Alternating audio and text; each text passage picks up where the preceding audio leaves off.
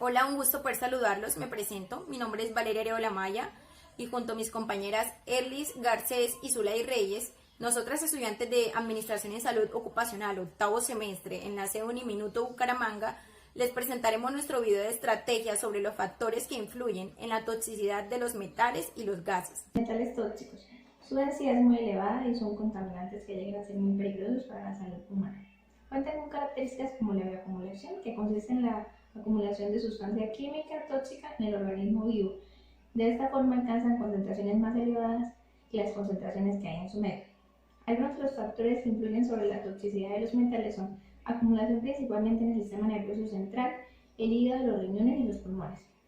Competición con otros oligoelementos por los sitios donde sintetizan las proteínas. Gases tóxicos. Son los gases que reproducen interacciones en el organismo vivo, pudiendo provocar la muerte a determinadas concentraciones. Son volubles, etéreos, de interacción molecular débil y de alta expansión física, cuya interacción en el cuerpo resulta irritable, dañina o letal. Muchos son producto de reacciones químicas primarias, voluntarias o no, y suelen ser además inflamables, comburentes o corrosivas. Toxicocinética de los metales. En la absorción podemos encontrar las vías respiratoria, dérmica y oral. En la respiratoria podemos encontrar que los metales pueden ser inhalados en forma de partículas de gases o vapores, o también en forma elemental o compuesto orgánico o inorgánico. Esta vía de absorción es muy importante en el área laboral. En la vía dérmica, los compuestos metálicos pueden absorberse a través de la piel o pueden ser retenidos localmente. Y en lo que es en la vía oral, por la ingestión de bebidas o alimentos contaminados. Distribución de los metales. Se da en la sangre, donde la mayoría de los metales se transforman unidos a las proteínas plasmáticas. La disminución en los tejidos depende de la facilidad con la que se cruzan las membranas de las células y la afinidad por la de los componentes de órganos y tejidos. Metabolismo. Existen procesos de biotransformación que modifican el estado de oxidación de los iones metálicos, con aumento o disminución de su toxicidad. Eliminación. Las principales vías de eliminación de los metales y sus componentes son la renal y la gastrointestinal, bilis. Otras rutas incluyen lo que es el sudor y la saliva. Al alvéolo llegan tres tipos de sustancias. 1. Las partículas de tamaño igual o menor a 1 micra. 2. Gas y vapores. 3. Polvos, sobre todo en forma de aerosoles. La absorción a nivel del alvéolo se realiza por un mecanismo de difusión pasiva y en el que intervienen todos los parámetros que rigen la ley de Fick. En el paso de un gas o vapor del alvéolo a la sangre no podemos hablar de un gradiente de concentraciones, sino de presiones parciales. Cuando la presión es mayor en el aire alveolar que en la sangre capilar, el tóxico penetra. Además de las presiones parciales, en la difusión intervienen también la temperatura, ya que según la ley de Dalton-Henry, a mayor temperatura, la solubilidad de los gases en la sangre aumenta. Cuando el gas o vapor llega a la sangre, esta puede comportarse frente al tóxico de dos maneras. Una, como un vehículo inerte en el que solamente se disuelve. Y 2, como un medio reactivo en el que el tóxico reaccionó con algún componente sanguíneo, en cuyo caso intervendrán el pKa y el coeficiente de partición. También puede ocurrir que la sustancia sufra una reacción química llamada biotransformación y que la difusión dependerá entonces de la naturaleza del nuevo compuesto, con la posibilidad de no ser eliminada por la vía respiratoria. Efectos tóxicos de los metales, gases y vapores. Los gases irritantes son aquellos que al ser inhalados se disuelven en el agua de las mucosas de las vías aéreas y provocan una respuesta inflamatoria en general debido a que estos tóxicos liberan ácidos y radicales alcalinos. Las exposiciones a estos gases irritantes afectan sobre todo las vías aéreas, causándonos enfermedades como traqueitis, bronquiolitis y bronquitis.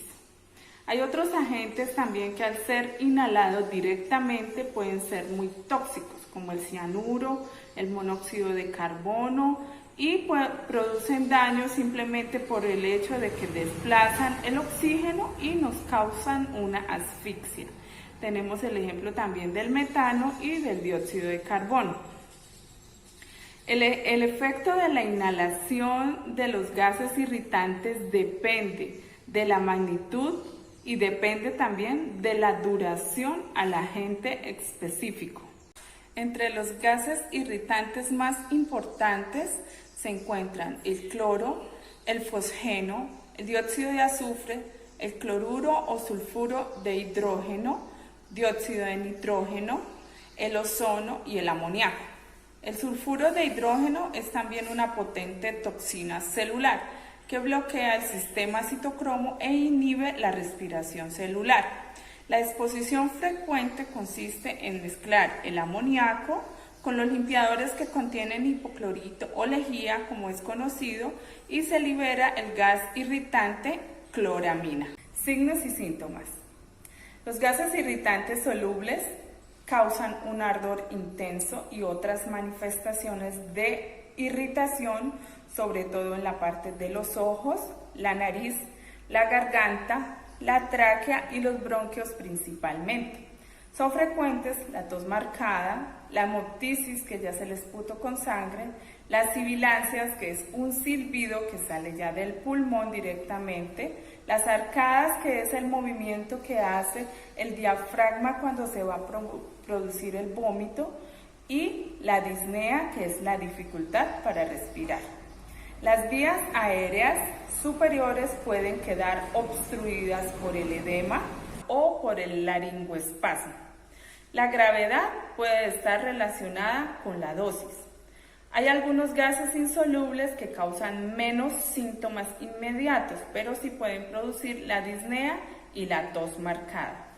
Cuando ya los pacientes tienen el síndrome de respiratorio agudo, empeoran pues la dificultad respiratoria que ellos ya manifiestan y aumentan los requerimientos de oxígeno de manera inmediata. Los principales asfixiantes producidos durante la combustión de materiales orgánicos son el monóxido de carbono, el cianuro de hidrógeno, el dióxido de carbono, junto con una baja concentración de oxígeno, y al estos interactuar pueden producir efectos aditivos en un mayor grado de toxicidad. El diagnóstico. Para determinar este diagnóstico podemos tener en cuenta los antecedentes de exposición. Hay que realizar una radiografía de tórax, hay que realizar una espirometría y una evaluación del volumen pulmonar que se da con las pruebas de capacidad pulmonar. En el tratamiento tenemos la eliminación de la exposición y dejar el paciente 24 horas en observación. También se implementan los broncodilatadores y los suplementos de oxígeno. En algunas ocasiones se necesita la adrenalina inhalada, se necesita intubación endotraqueal y ventilación mecánica. Estrategias para la prevención. 1. Capacitar al personal con el objetivo de que se implementen medidas de protección adecuadas y que se tenga conciencia acerca del adecuado uso de las sustancias químicas con las que se trabaja. 2. Fortalecer la capacidad de los trabajadores de la salud para el diagnóstico precoz y el tratamiento, además de la rehabilitación de las personas expuestas a los efectos tóxicos de estos metales y gases tóxicos. Dentro de las estrategias más importantes en la prevención está el efectuar los exámenes periódicos, tanto los básicos como los complementarios, como mínimo cada 6 meses, y teniendo en cuenta pues que este trabajo es de un alto nivel en la inhalación de los gases y vapores tóxicos.